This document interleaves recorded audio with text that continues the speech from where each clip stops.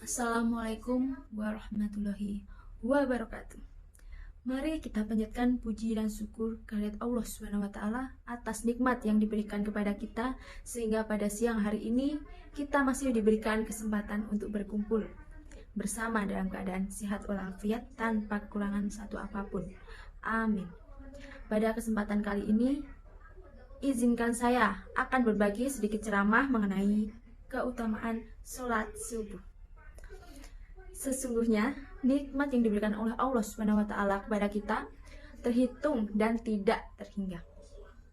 Allah Subhanahu wa taala berfirman, "Dan jika kamu menghitung nikmat Allah, tidaklah kamu dapat menghinggakannya."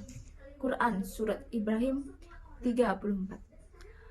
Allah Subhanahu wa taala berfirman, "Dan apa saja nikmat yang ada pada kamu, maka dari Allah lah datangnya."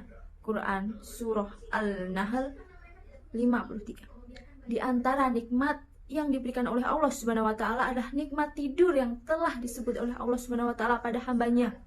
Allah Subhanahu wa taala berfirman, "Dan karena rahmatnya Dia jadikan untukmu malam dan siang supaya kamu beristirahat, dan pada malam itu supaya kamu mencari sebagian dari karunia-Nya pada siang hari, dan agar kamu bersyukur kepadanya."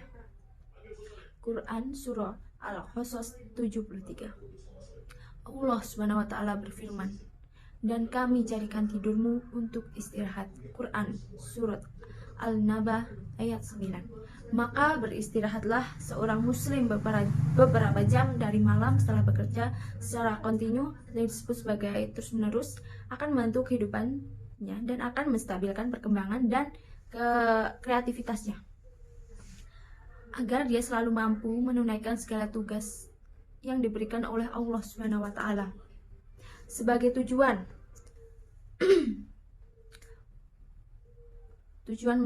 penciptaannya. Di antara tugas ini adalah menjalankan sholat fajar secara berjamaah di masjid, dan dia adalah salat yang memiliki nilai keutamaan yang paling tinggi. Aku akan mengetengahkan kehadapanmu beberapa kabar gembira dan keutamaan agung yang diberikan kepada orang yang menjalankan sholat fajar. Yang menjalankan sholat fajar secara berjamaah. Yang pertama, dia berada di dalam penjagaan Allah Subhanahu wa taala atau jaminan Allah Subhanahu wa taala, dan juga bisa disebut sebagai pengawasannya dan pemeliharaan Allah Subhanahu wa taala di dunia dan di akhirat kelak. Diriwayatkan oleh Muslim di dalam kitab sahihnya dari Jundub bin Abdullah bahwa Nabi Muhammad SAW bersabda, "Barang siapa yang sholat subuh, maka dia berada di dalam jaminan Allah. Maka jangan sampai Allah menuntut kamu dengan sesuatu yang berada di dalam jaminannya. Sebab barang siapa yang dituntut oleh Allah dengan sesuatu dari apa yang ada pada jaminannya, maka dia pasti akan merasakan akibatnya. Lalu Allah akan mencampakkan dia di atas wajahnya di dalam neraka jahanam." Astagfirullahaladzim. Yang kedua, menjalankan sholat fajar akan menyelamatkan seseorang dari api neraka.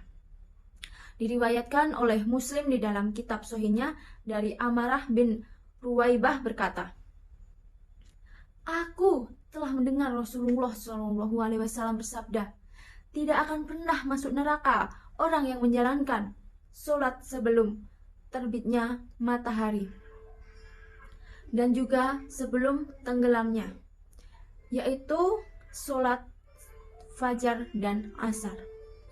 Yang ketiga, menjalankan sholat fajar sebagai sebab masuk surga. Diriwayatkan oleh Al-Bukhari dan Muslim dari Abi Musa Al-Asy'ari bahwa Nabi Muhammad SAW bersabda, "Barang siapa yang salat 2 waktu yang dingin, maka dia akan masuk surga." Keempat, malaikat menyaksikan salat ini. Allah Subhanahu wa taala berfirman, "Dan dirikanlah pula salat subuh, sesungguhnya salat subuh itu disaksikan oleh malaikat." Quran surah Al-Isra ayat 78. Diriwayatkan oleh Al-Bukhari dan Muslim dari Abi Hurairah RA bahwa Nabi Muhammad SAW bersabda, saling berdatangan menghampiri kalian malaikat malam dan malaikat siang, lalu mereka berkumpul pada salat fajar dan asar. Kemudian naiklah malaikat yang mendatangi kalian pada waktu malam. Lalu Allah Subhanahu wa taala bertanya kepada mereka, dan Dia Maha mengetahui keadaan mereka. Bagaimanakah kalian meninggalkan hamba-hambaku? Maka mereka berkata, meninggalkan mereka dalam keadaan mendirikan sholat dan juga mendatangi mereka dalam keadaan mendirikan sholat. Yang kelima, keutamaan yang kelima, orang mendirikan salat fajar akan mendapatkan cahaya yang sempurna pada hari kiamat kelak. Diriwayatkan oleh Ibnu Majah di dalam kitab sunahnya dari Sahbil Sa'ad Al-Saidi bahwa Nabi Muhammad SAW bersabda, berikanlah kabar gembira bagi mereka yang menjalankan pada kegelapan menuju masjid, bahwa mereka mendapatkan cahaya yang sempurna pada hari kiamat. Keutamaan yang keenam, yaitu akan ditulis baginya bangun semalam suntuk. Diriwayatkan oleh Muslim dari Utsman bin Affan bahwa Nabi Muhammad SAW bersabda, barang siapa yang salat isya secara berjamaah, maka sungguh dia akan seakan-akan bangun setengah malam. Dan barang siapa yang salat subuh atau menunaikan salat subuh secara berjamaah, maka seorang tersebut seakan-akan dia menjalankan sholat semalam suntuk. Keutamaan yang ketujuh, yaitu aman dari sifat kemunafikan. Diriwayatkan oleh Al-Bukhari dan Muslim dari Abi Hurairah RA bahwa Nabi Muhammad SAW bersabda, sesungguhnya salat yang paling berat bagi orang-orang munafik adalah sholat isya dan sholat fajar. Seandainya mereka mengetahui keutamaan yang terdapat pada sholat isya dan sholat subuh, niscaya mereka pasti mendatangi dengan cara merangkak. Sungguh, aku ingin sekali mendirikan sholat. Kemudian, aku memerintahkan seorang lelaki untuk mengimami sholat. Kemudian aku pergi bersama sekelompok orang-orang yang membawa kayu. Sekelompok orang-orang yang membawa kayu bakar menuju kaum yang tidak menghadiri sholat berjamaah untuk membakar rumah mereka dengan api. Diriwayatkan oleh Muslim di dalam kitab Sahihnya dari Ibnu Mas'ud RA berkata, sungguh aku telah melihat dari golongan kami, dan tidaklah ada orang yang meninggalkan sholat berjamaah kecuali orang-orang yang munafik. Astagfirullahaladzim, yang telah diketahui kemunafikannya. Sungguh seorang lelaki dibawa menuju salat jamaah dengan diapit di antara dua lelaki, sehingga dia bisa tegak di dalam syaf. Ibnu Umar berkata, sesungguhnya apabila kita tidak melihat seorang menghadiri sholat isya dan sholat fajar, maka kami berprasangka buruk terhadapnya. Keutamaan yang ke-8, 2 rakaat sebelum fajar lebih baik dari dunia dan seisinya. Yang diriwayatkan oleh Muslim di dalam kitab Sahihnya dari Aisyah RA bahwa Nabi Muhammad SAW bersabda, 2 rakaat salat fajar lebih baik dari dunia dan seisinya. Kaulah sunnah fajar saja lebih baik dari dunia dan seisinya, berupa harta, istana, sungai-sungai, istri-istri, dan lain-lain baik segala kebutuhan yang disenangi manusia dan juga kelezatannya. Lalu, bagaimanakah dengan salat fajar itu sendiri? Yang ke-9, melihat Allah Subhanahu wa taala, dan inilah tujuan utama yang dikejar oleh mereka yang berusaha dengan bersungguh-sungguh dan manusia berlomba-lomba untuk mendapatkannya.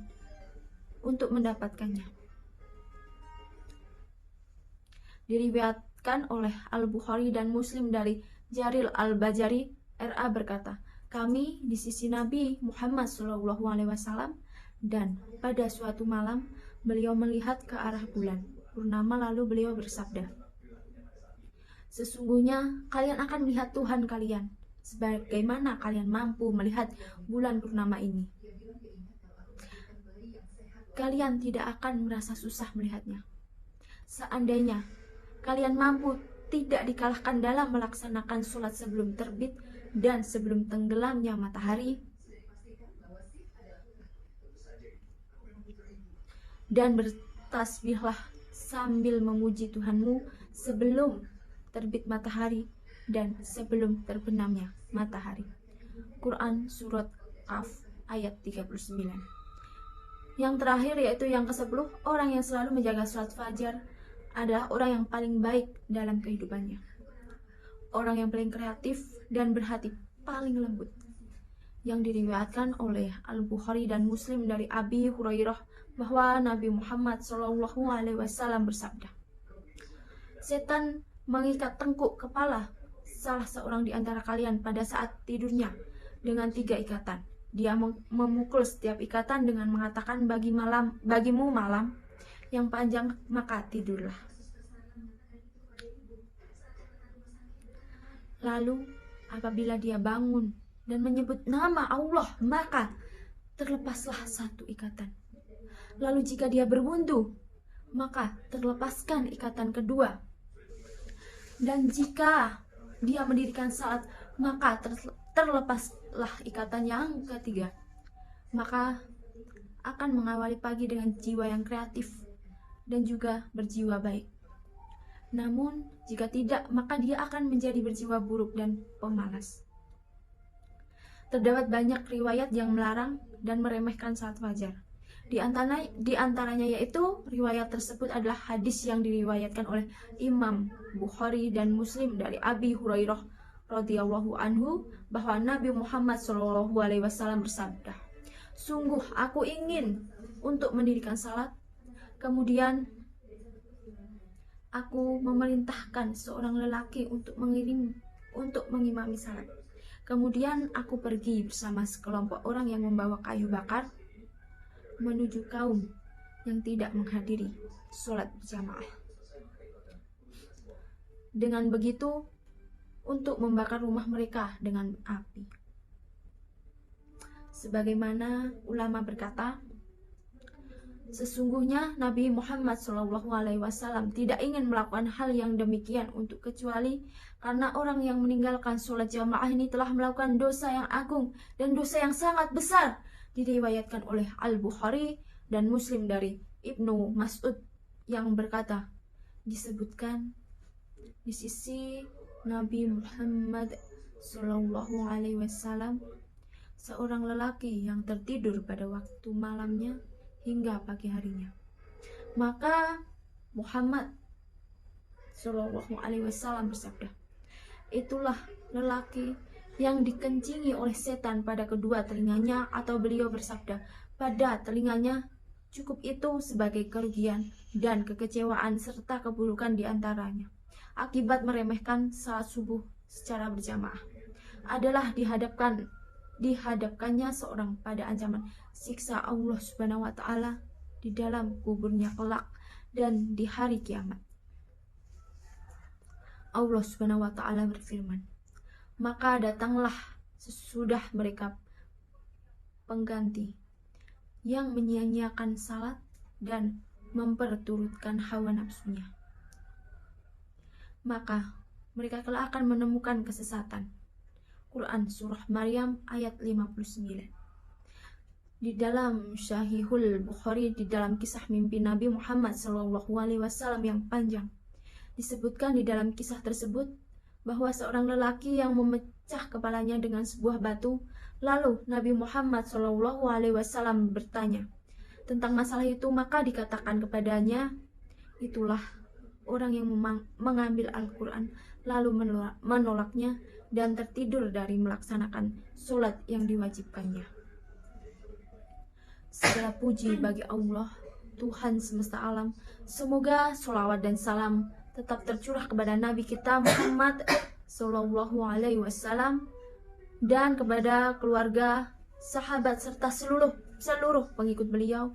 Sekiranya cukup sekian ceramah mengenai keutamaan sholat subuh yang telah saya sampaikan kepada saudara sekalian. Semoga apa yang saya sampaikan dapat bermanfaat dan dapat diambil segala hikmahnya dari keutamaan sholat subuh ini. Alangkah baiknya mulai menerapkan hal-hal baik dalam kehidupan sehari-hari dengan mengutamakan sholat subuh berjamaah, sholat subuh tepat waktu. Sekian ceramah dari saya. Jika ada kesalahan mohon dimaafkan. Wassalamualaikum warahmatullahi wabarakatuh.